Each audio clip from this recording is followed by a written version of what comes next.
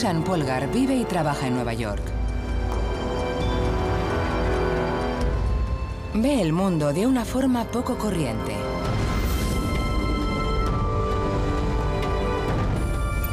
Susan tiene el cerebro de un genio, adaptado perfectamente a la única obsesión de toda su vida.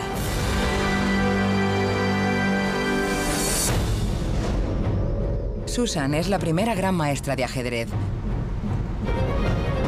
pero no nació con el cerebro brillante que tiene ahora. Su cerebro es el producto de una infancia extraordinaria. Susan es la prueba viviente de una increíble teoría, que es posible convertir a cualquier niño en un genio. Cerebros asombrosos. Conviérteme en un genio.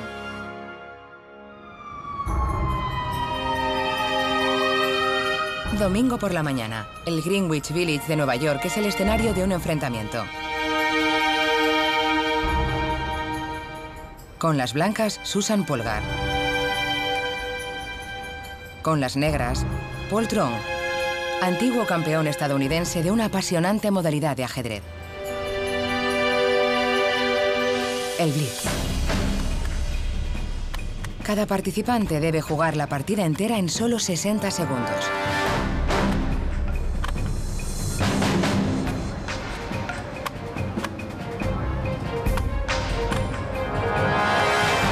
Es una demostración a gran velocidad de dos genios jugando al ajedrez.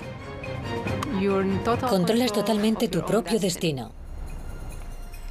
Es tu cerebro contra el de tu adversario.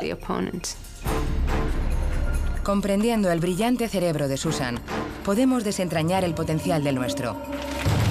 Podemos entender cómo la gente toma decisiones vitales más rápido que un superordenador. O realizar milagros de memoria en sus trabajos diarios. Y cómo en la batalla de los sexos, el cerebro de la mujer puede ser más hábil que el del hombre. Creo firmemente que si te concentras de verdad en algo y de verdad quieres, puedes conseguirlo, lo que sea. El cerebro de Susan es una fuerza imparable. Y a su rival se le ha terminado el tiempo. La última de una larga lista de distinguidas víctimas. Susan ha competido en igualdad de condiciones con los grandes nombres del ajedrez, como Garry Kasparov, Anatoly Karpov e incluso con el gran Bobby Fischer. Pero que Susan sea un genio no es una casualidad de nacimiento. Hubo un día en que fue una niña normal de 4 años, cuya vida quedó transformada por una educación única.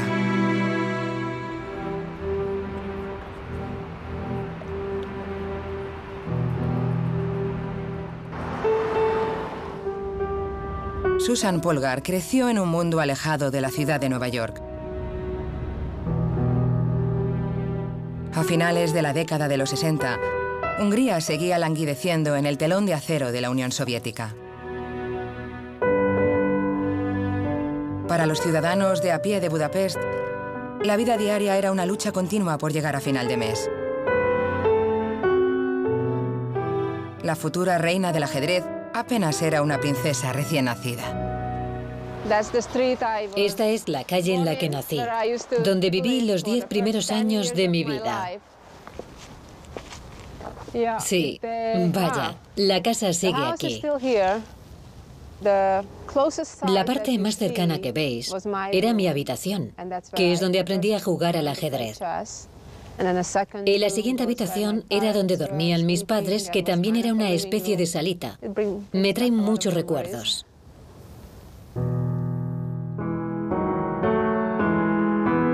La casa de Susan era muy humilde y su padre era un hombre con una visión excepcional.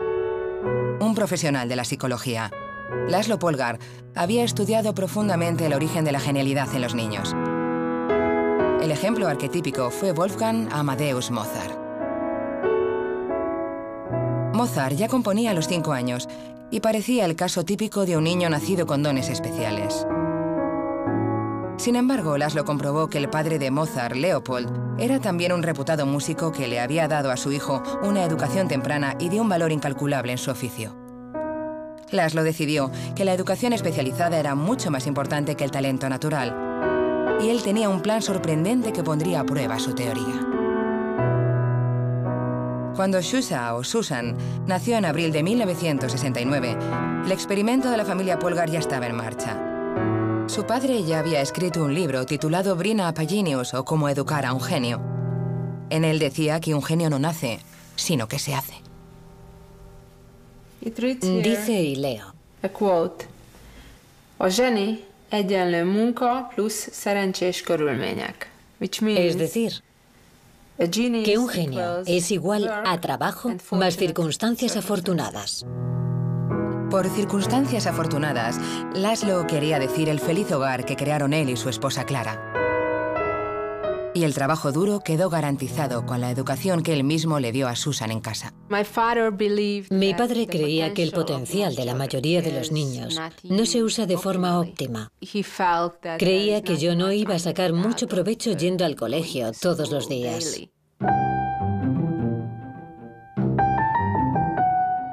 Laszlo planificó enseñarle matemáticas a Susan, pero ella eligió su propio futuro gracias a un feliz accidente.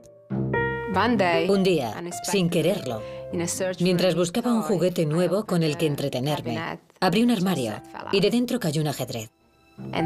Le pregunté a mi madre, ¿qué es esto? Y me dijo, es un tablero de ajedrez.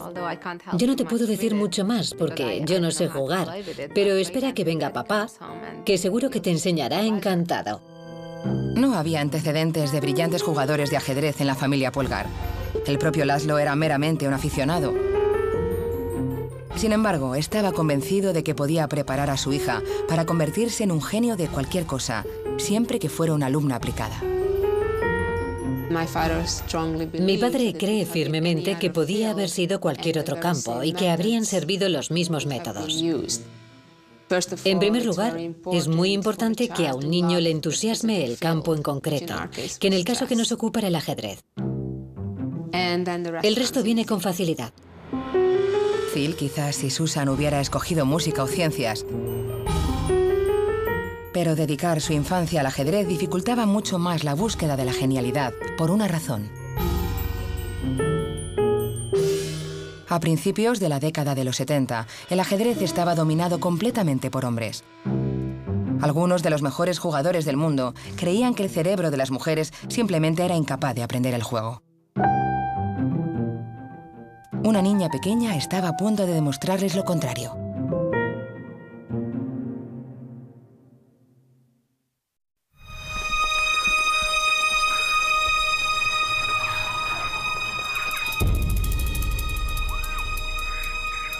Estos son los jardines del Palacio de Blenheim, en Oxfordshire. Aquí se encuentra uno de los laberintos de setos más grandes del mundo. Este tipo de problemas de orientación es un conocido campo de batalla de los sexos. Los hombres nunca preguntan direcciones. Creen que se les da mejor que a las mujeres ir del punto A al B.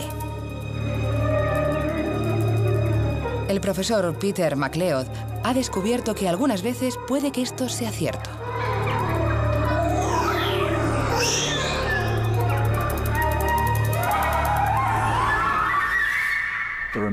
Hay muchos estereotipos sobre las diferencias entre la forma que tienen hombres y mujeres de solucionar los problemas.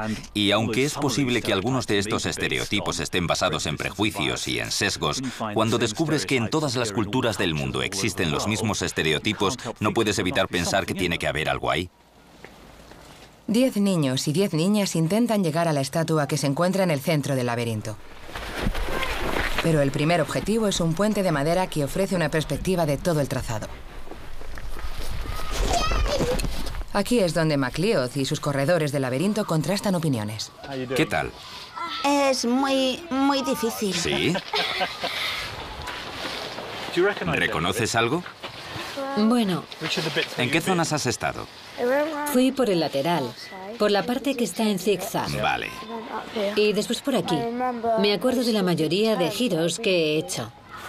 Los chicos parecen estar centrándose en lo general.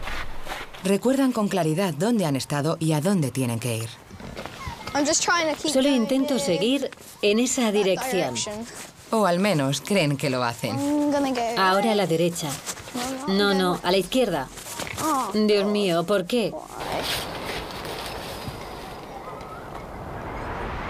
El cerebro humano tiene dos hemisferios, izquierdo y derecho. La mayor parte de nuestro pensamiento se concentra en una fina capa exterior de cada uno de ellos, llamada córtex. Sin embargo, en los varones el córtex es más grueso en el hemisferio derecho, lo que significa que son mejores en el pensamiento espacial. Es decir, que se cree que los chicos utilizan una estrategia muy espacial. Crean una imagen mental de todo el laberinto y la utilizan como si fuera un mapa. Después toman, por ejemplo, un punto de referencia como el Sol para averiguar dónde se encuentran. Y girando sus mapas mentales, son capaces de decidir qué camino coger a continuación. Es decir, que los chicos son más conscientes del espacio y se orientan con más claridad sobre en qué lugar se encuentran de todo el laberinto. Bien, vamos a probar. A la derecha. ¿Pero las chicas piensan de la misma forma? Si tuvieras que dibujar un mapa del laberinto cuando salieras, ¿podrías hacerlo? No. No. ¿Qué crees que podrías recordar cuando salieras? Probablemente la zona con todos los círculos, en la que vas de círculo a círculo. Ah, entonces sí puedes recordar el aspecto de los círculos. Sí. A las niñas les interesa menos lo general. Ellas se concentran en detalles más concretos. Ahora ya sé por dónde ir. Porque cuando salgo de esos círculos... Usan los setos circulares muy característicos como puntos de referencia. Al igual que los niños, las niñas también usan sus hemisferios derechos para orientarse. En las chicas, el cuerpo calloso que conecta las dos mitades del cerebro está mejor desarrollado. Es decir, que las niñas también dependen del hemisferio izquierdo, que es muy bueno en el razonamiento verbal.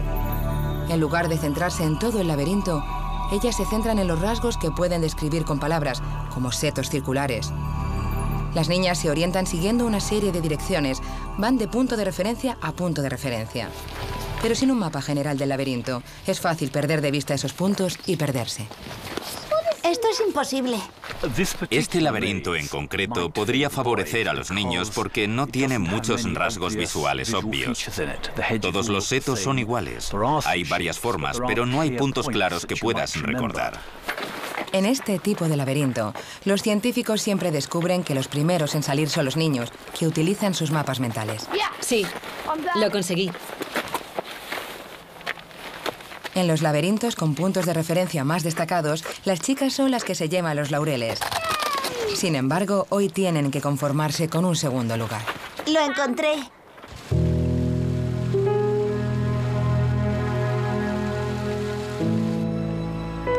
A principios de la década de los 70, se daba por hecho que el ajedrez requería la forma de pensar típica de los varones. Al igual que en el problema del laberinto, el juego parece depender de una conciencia espacial del tablero y de todas las piezas. Pero entonces llegó Susan Polgar. Cuando no era más que una niña, su padre se propuso demostrar que las diferencias de género en el cerebro no eran importantes. Estoy totalmente de acuerdo con que hay diferencias en el cerebro. Hombres y mujeres piensan de forma distinta, eso no lo rebato. Eso no significa necesariamente que una forma sea peor que la otra. Y eso es lo bonito. Creo que esa es la belleza de la vida. No todos conseguimos logros de la misma manera. Todos los caminos conducen a Roma, como se suele decir. Tan solo varios meses después de aprender a jugar, Laszlo llevó a Susan al Boros Meteor, el club de ajedrez más exclusivo de Budapest. Susan se iba a encontrar con una oposición viril en más de una forma.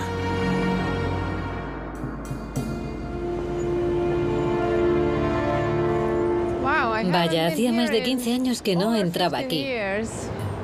Y aquella fue la primera vez que entré en un club de ajedrez.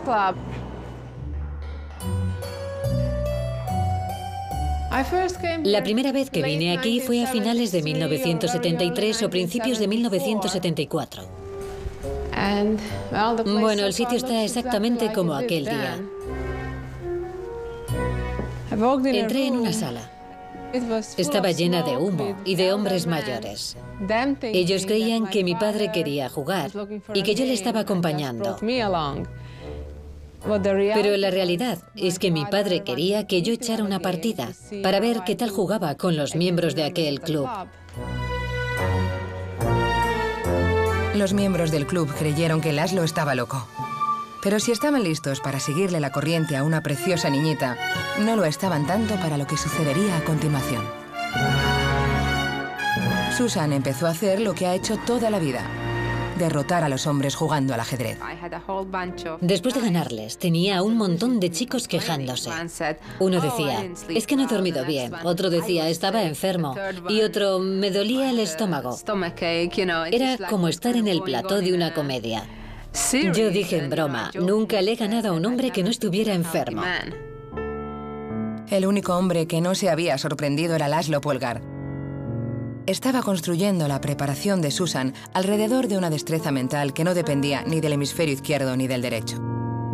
Las chicas podían ser tan buenas como los chicos, y en poco tiempo, Susan estaba ganando a los hombres literalmente con los ojos cerrados.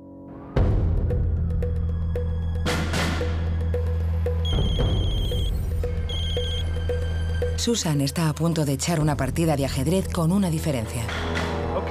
Vale, ¿por qué no eres tú las blancas? Sí. E4. E4. C5. Caballo a C3. Ed, un amigo de Susan, tiene el tablero de ajedrez delante, como en una partida normal.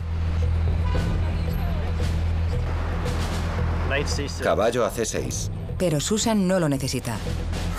Está jugando la partida en la cabeza.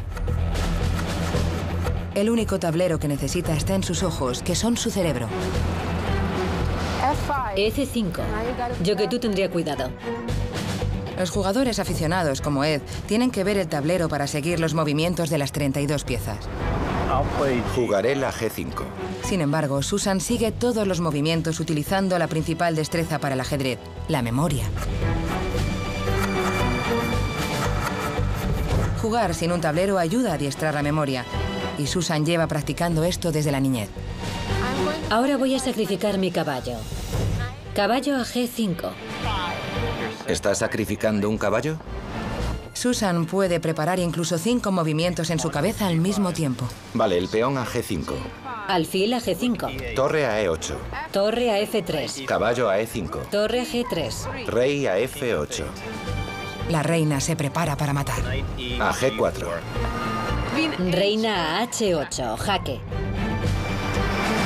Ahora se acabó. Rey a E7. Jaque mate. Susan, menuda forma de saludar. Cuando se trata de ajedrez, Susan puede realizar milagros de memoria. De hecho, está haciendo algo que debería ser imposible. Una tarea larga, como una partida de ajedrez, está controlada por una función mental conocida como memoria de trabajo, localizada en la parte frontal del cerebro. Las células cerebrales especiales, las neuronas, almacenan la información necesaria, formando una red de conexiones eléctricas. Pero estas conexiones se apagan en cuestión de segundos, así que la memoria de trabajo es limitada. Es como un bloc de notas temporal en el que solo se pueden almacenar 7 unidades de información. Esto explica por qué la mayoría de la gente no puede memorizar más que los 7 dígitos de un número de teléfono.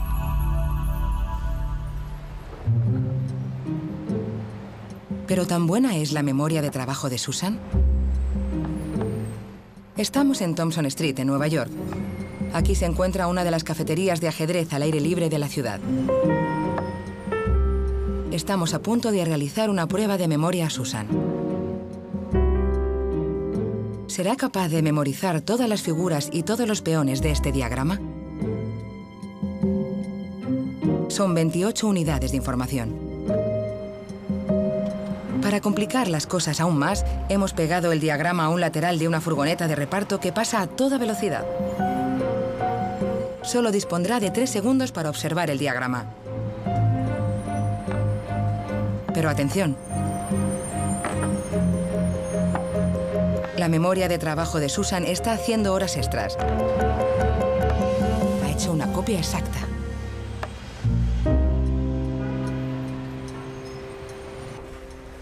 Para explicar el milagro de su memoria, este científico ha venido a un lugar sorprendente.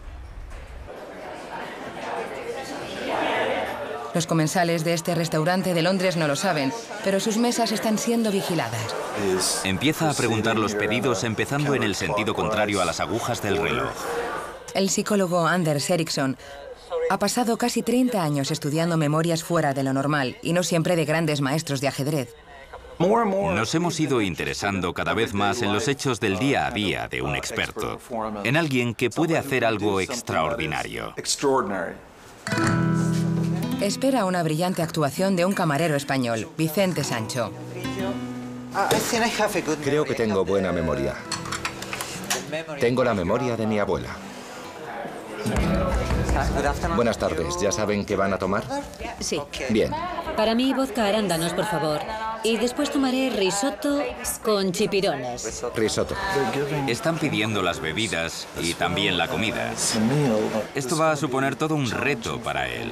¿Tiene cerveza? Solo Tiger. Vale, entonces empezaré con los gnocchi con castañas. Al igual que Susan, la memoria de trabajo de Vicente tiene que asimilar una gran cantidad de información. Pero él nunca toma nota de nada. ¿Podría empezar con chipirones salteados, por favor? Y esta mesa va a pedir muchos platos. Bien, risotto. ¿Algo más? Caponata. Caponata, sí. No muy hecho. No muy hecho. Yo risotto negro. Risotto negro. Y después tomaré los gnocchi. La pregunta es, ¿cuántos platos podrá almacenar en su memoria de trabajo? A ver, vodka arándanos, arroz negro y filete. Tiger con los gnocchi y el bistec poco hecho. Arroz negro, rape y gin tonic. Cerveza Tiger. Al parecer, Vicente puede recordar mucho más que 7 pedidos. Pinot Grigio con foie gras y filete no muy hecho. Vaya. Las copas de Sauvignon, Petit Bourgeois, el risotto negro y el rape. Para la señora una copa de Pinot Grigio, gnocchi, John Dory y un par de botellas de agua para la mesa. Eso es, muchas gracias. De nada. En total, 23 pedidos. Impresionante. Al igual que Susan, Vicente parece superar los límites normales de la memoria de trabajo. Y el filete no muy hecho. ¿Pero cómo lo hace? Vincent, ha sido impresionante. De verdad, quiero entender cómo lo hacías. Cuando entras, ¿ya sabes quién es el primero al que vas a preguntar qué quiere? Sí, lo mejor es empezar por el primero a mi izquierda. Bien. Vamos a intentar mantener un orden. La primera, la morena, lleva un top blanco y unos vaqueros ajustados. La segunda, una rubia casi de pelo blanco. Pensaba yo, no tiene claro qué quiere beber o qué quiere comer. Parece que Vicente no recuerda los 23 pedidos individualmente. Lo que hace es estructurar la información en grupos para poder manejarla utilizando la memoria de trabajo basada en los 7 elementos habituales. Asocio la persona, el plato y los números. Todo junto. No sé cómo explicarlo, pero es todo a la vez. Forma una imagen mental muy fuerte de cada uno de los clientes y a continuación adjunta los pedidos a la imagen de cada uno. Esta parece ser una técnica muy habitual utilizada por los expertos de todos los campos. Se llama trocear. Sucede algo parecido con los números de teléfono. El número de teléfono de un buen amigo mío era 492-1492. Es decir, 1492 es la fecha del descubrimiento de América y así ya no tienes que fijarte en los dígitos de forma individual. Los 4 dígitos saldrán de la memoria formando un grupo simbólico. Susan controla la información de un tablero exactamente de la misma forma. No recuerda todas las piezas individualmente, sino que descompone todo en partes.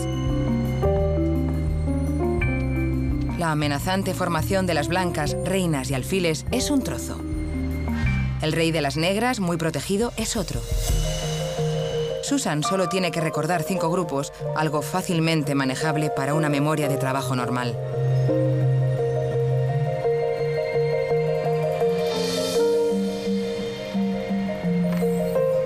Pero sin trocear la información, su memoria no es mejor que la de otra persona. Aquí tenemos una prueba. En el diagrama de ajedrez al otro lado de la furgoneta, alguien que no sabe jugar al ajedrez ha colocado las piezas de forma aleatoria. Es decir, que esta vez no hay porciones reconocibles. Ahora Susan intenta recordar 24 piezas individuales y no es capaz de hacerlo. Todas las piezas están en posiciones aleatorias. Es mucho más difícil de recordar, sobre todo en tan poco tiempo. Pero ¿cómo puede Susan reconocer las porciones en el ajedrez? Son amigos de toda la vida. Son recuerdos que le fueron implantados en su cerebro durante su extraordinaria niñez.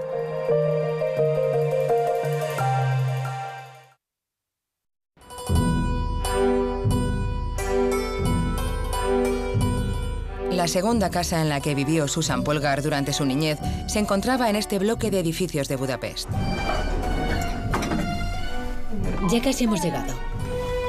El pequeño apartamento familiar era una fábrica de producción en la que se fraguaba el cerebro de Susan para jugar al ajedrez. Los inquilinos actuales desconocen por completo que un genio formó sus primeros recuerdos entre estas paredes. No ha cambiado nada. Aquí solía estar mi teléfono. Cuando por fin conseguimos tener un teléfono, lo teníamos aquí. Y aquí estaba nuestro salón. Aquí es donde Susan hizo muchos de los grandes esfuerzos de su vida, durante más de 6 horas al día. Aquí solía tener una pared llena de libros sobre ajedrez, estanterías con libros de ajedrez, una colección de 4.000 o 5.000 títulos. Incluso tenía un catálogo de jugadas de ajedrez. Una colección de 200.000 jugadas recortadas a mano de varias revistas de ajedrez y de periódicos, y ordenadas por aperturas y por jugadores. Aquel descomunal esfuerzo fue imprescindible durante toda la infancia de Susan para memorizar los complejos secretos del ajedrez. El número de posibles jugadas es inmensamente superior al número de átomos del universo. Pero las porciones de ajedrez son el orden dentro del caos. Estas pequeñas pero características formaciones aparecen una y otra vez en distintas jugadas. Son las palabras básicas del lenguaje del ajedrez. La mayoría de niños de 10 años solo conocen 10.000 palabras. A esa edad, Susan dedicaba su infancia a aprender 100.000 porciones de ajedrez. Aquel proceso transformaría físicamente su cerebro. Con una repetición constante, la información pasa de la memoria de trabajo a la memoria a largo plazo. La memoria de trabajo solo dura unos segundos hasta que se apagan las conexiones eléctricas entre neuronas. Pero en la memoria a largo plazo, la repetición de estas corrientes estimula las neuronas para formar conexiones nuevas y permanentes. La información memorizada ahora ha quedado integrada y puede durar para toda la vida. Como cualquier persona, la memoria a largo plazo de Susan es un almacén de caras familiares y de experiencias vitales. Pero ahora, las porciones de ajedrez también han quedado grabadas indeleblemente en su cerebro.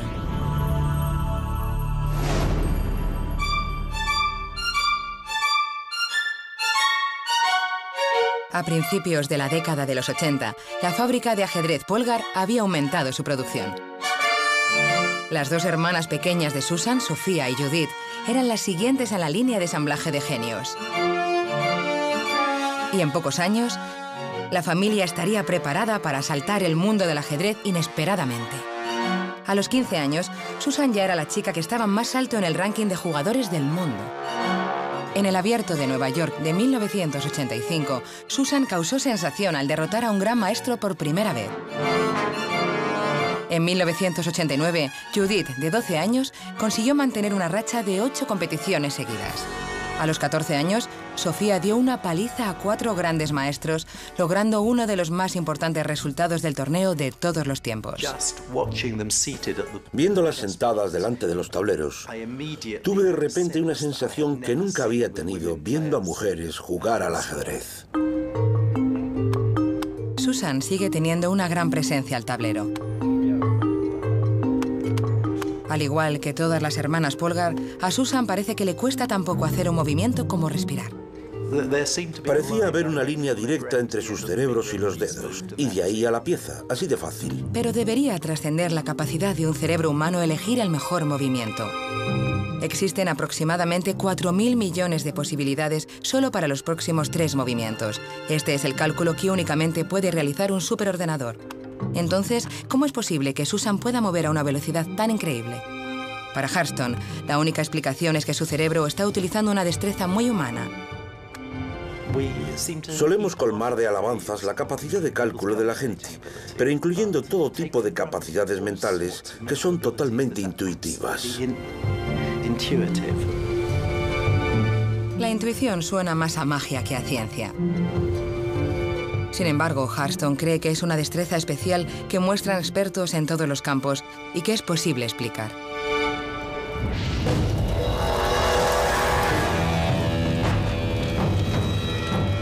William Hurston es psicólogo de profesión y antiguo campeón de ajedrez de Reino Unido.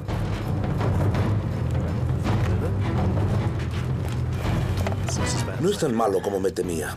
Pero hoy va a empezar de cero. Será aprendiz de bombero. Hurston se propone comparar sus nuevas destrezas con las de un experto bombero, Leigh Cork. Si quieres, puedes echar un vistazo rápido al humo que sale en este momento. ¿Voy a entrar ahí? ¿Vas a entrar ahí? Sí. Se enfrentan a un rival terrible. Una combustión súbita. Una gran amenaza para los bomberos. Mi mujer siempre me decía que iría al infierno. No tiene ninguna experiencia previa, pero cree tener un plan lógico de ataque. Su objetivo es controlar una cara del fuego y después cambiar rápidamente a la otra. Bien, izquierda, izquierda.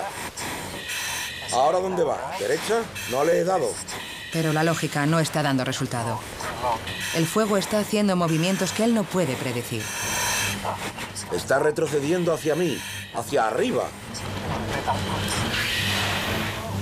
Lo que estaba haciendo era intentar aplicar reglas, parando y pensando.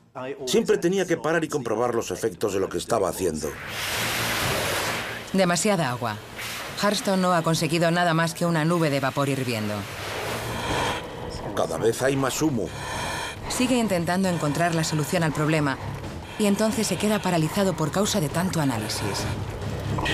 Bueno, hemos perdido toda nuestra visibilidad, ¿a que sí?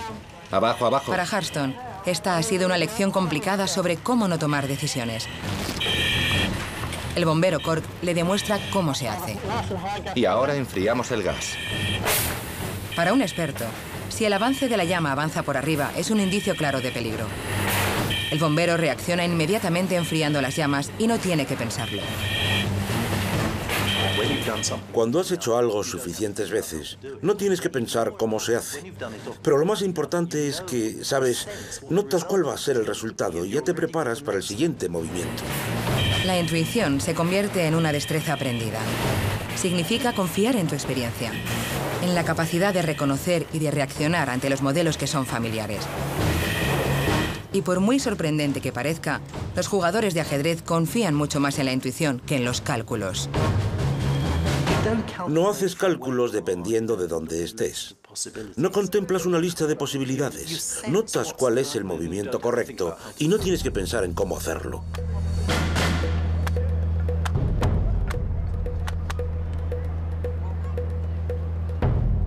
Un aficionado pierde un tiempo precioso pensando todos sus posibles movimientos. Sin embargo, un gran maestro puede hacer el mejor movimiento sin ni siquiera pensarlo. Tengo que confiar en mis instintos, en mi intuición. Y eso viene a ser sinónimo de reconocer los modelos, todas sus posiciones, cuál es mi primer instinto, es decir, cuál es el mejor movimiento. Es casi como suponer, pero es como hacer una suposición inteligente, basándote en anteriores partidas y experiencias. Susan adivina los movimientos de su rival antes de que él los realice. Preston Lasker tiene la sensación de que le está leyendo la mente.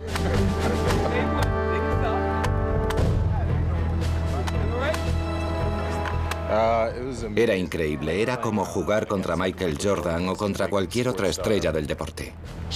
No me cabe ninguna duda. Tiene asimilados todos los reconocimientos de modelos. Creo que tengo que pensar mucho más que ella. Ella simplemente lo hace todo por instinto. Lo que distingue a los mejores del resto es el reconocimiento de modelos. Susan es tan buena jugando que es posible que su cerebro tenga un procesador exclusivo de modelos. Con las técnicas modernas de escaneo, quizá fuera posible localizarlo. Pero hay un problema. El cerebro es tan complejo que encontrar y reconocer cualquier estructura específica es una tarea descomunal. Sin embargo, los científicos a veces tienen pruebas que les dicen dónde buscar funciones específicas. Y eso sucede cuando el cerebro se equivoca.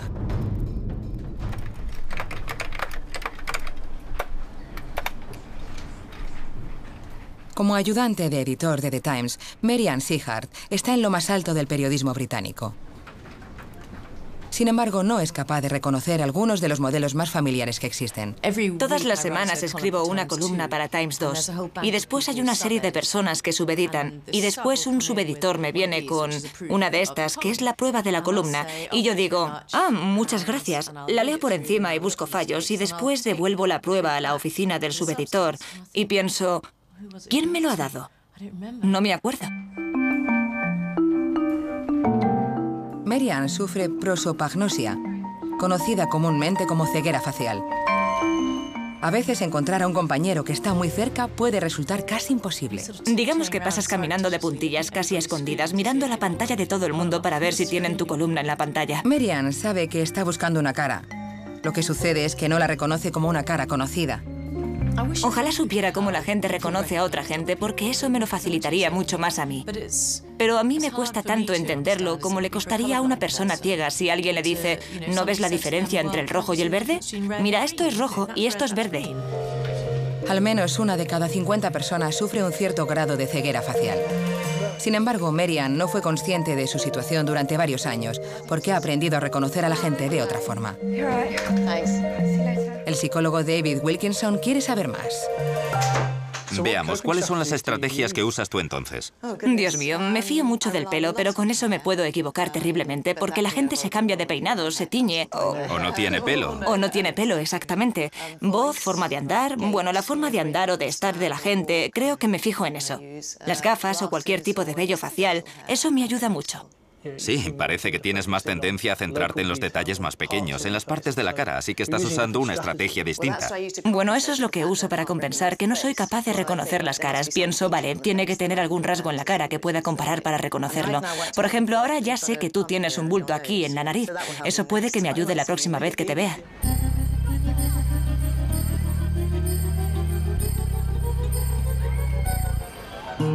Para poner a prueba la estrategia de Marianne, le hemos pedido que lleve a su hija a patinar y que busque cualquier cara que le resulte familiar.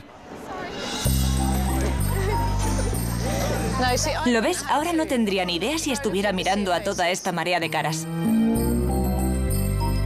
Pero lo que no sabe Marianne es que una de esas caras pertenece al doctor David Wilkinson, con quien acaba de pasar toda la tarde. Y con él está Laura, secretaria de la oficina de Marianne, a la que ve todos los días.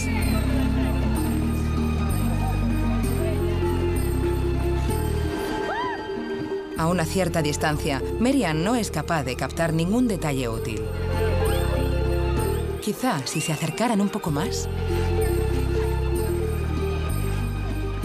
No son madre e hija, ¿verdad? No.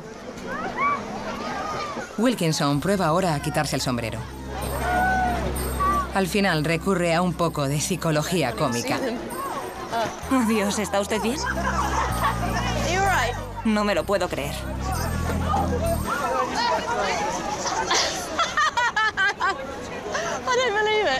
¿Quién es? Es un chico que se llama Dave, con el que he pasado casi toda la tarde. Te presento a Evie. Encantado, no me habías reconocido. Lo curioso es que antes le dije, ahora sí... ¿Quién es? No puede ser Laura. Y aún así, hasta que tuve tu cara delante de la mía, no te vi el bulto ese de la nariz. Los escaneos de cerebros de personas como Merian han desvelado daños en la estructura específica que es responsable del reconocimiento de la cara. Lo que se conoce como área fusiforme facial está en la parte de atrás del cerebro, donde se empieza a procesar la información que entra por los ojos. Un cerebro normal evalúa rápidamente cualquier cara nueva por sus proporciones diferenciadoras de ojos, nariz y boca. A continuación, busca una correspondencia entre todas las caras familiares almacenadas en la memoria a largo plazo. Todo el proceso se completa a la velocidad del rayo. Podemos reconocer a gente a la que hemos conocido antes aproximadamente en 100 milisegundos. Se trata de reconocer modelos. Es posible ver la analogía con un tablero de ajedrez donde, una vez más, hay que reconocer las piezas individuales. Pero lo que es realmente importante cuando juegas al ajedrez es ser capaz de comprender las relaciones espaciales entre esas piezas. Todos los cerebros tienen un procesador de caras que ayuda a dotar de sentido a la marea diaria de caras. Pero en el mundo que nos rodea abundan los modelos complejos. ¿El cerebro también tiene procesadores para esos modelos? Pocos de nosotros vemos esos modelos mejor que Susan Polgar. Por eso vamos a someter a esta gran maestra del ajedrez a un escáner para descubrir exactamente qué es lo que hace que su brillante cerebro sea único.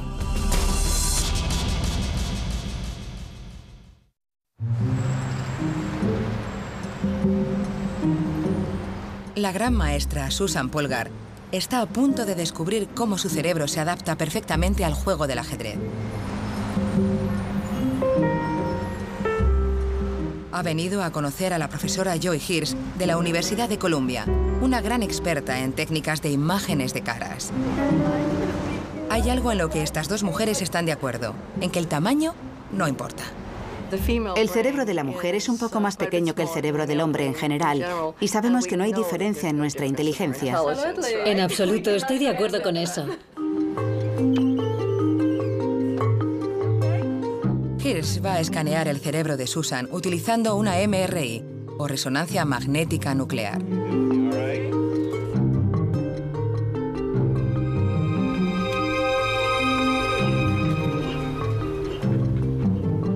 Dentro del escáner, Susan ve imágenes proyectadas de algunos de los jugadores de ajedrez más famosos de todo el mundo.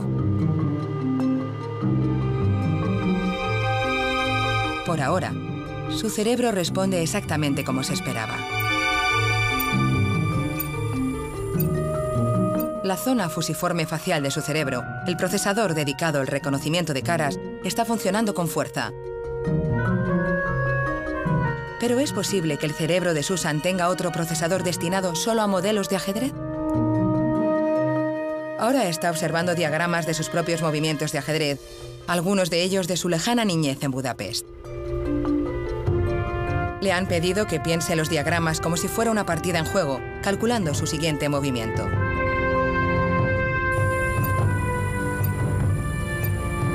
Estos son los primeros escáneres del cerebro de un campeón mundial mientras juega al ajedrez. Pero la comparación con el escáner de reconocimiento de cara nos lleva a un descubrimiento destacado. Aquí tenemos la base del cerebro, en 4 secciones, y fíjate en estas 2 zonas. Esta es la zona fusiforme facial. Susan utiliza exactamente la misma zona de su cerebro, tanto para las caras como para el ajedrez. En tu caso, no podemos diferenciar una zona de caras de una zona del ajedrez. Son idénticas. Sorprendentemente, el cerebro de Susan ha secuestrado la zona fusiforme facial y la ha adaptado al ajedrez. En lugar de caras, compara las posiciones nuevas de ajedrez con la inmensa librería de partidas almacenadas en su memoria a largo plazo. Susan es capaz de reconocer una jugada familiar en solo 0,8 segundos, casi tan rápido como la cara de un antiguo amigo.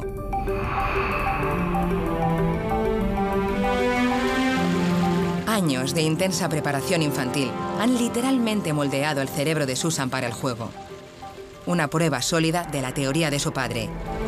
Es posible crear un genio. Estoy totalmente de acuerdo con mi padre en lo que respecta al trabajo. La parte diligente es la más importante y creo que con una preparación adecuada, cualquier persona puede lograr prácticamente todo. A los 21 años, la calidad del número de victorias de Susan contra los grandes del ajedrez le granjeó el título oficial de Gran Maestra. La primera mujer entre cerca de 600 hombres. Judith, su hermana más joven, siguió sus pasos muy de cerca. Situada entre los 15 mejores jugadores varones, ahora es una clara aspirante al título mundial.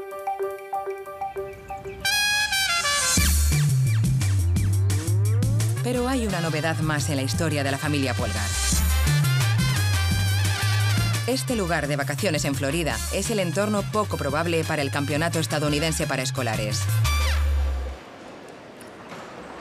Inspirándose en las hermanas Polgar, ahora las chicas compiten al mismo nivel que los chicos. Pero la atención de Susan está concentrada en el tenso enfrentamiento final para los alumnos de 7 años de segundo grado. Yad Peshat lucha por el título contra el hijo de Susan, Tommy. Es un luchador y está acostumbrado a jugar partidas largas. Cruzo los dedos y espero que todo termine bien. Liam, de 6 años, será el siguiente. Susan se mantiene a una distancia discreta, acostumbrándose a un nuevo tipo de tensión. Mamá de un ajedrecista. Gané. He quedado primero. Jugó bien hasta el final. Y después se lió un poco. Se metió en un jaque mate. Y ahora soy el campeón de Estados Unidos. El campeón nacional, con 6,5 puntos, es Tom Polgar.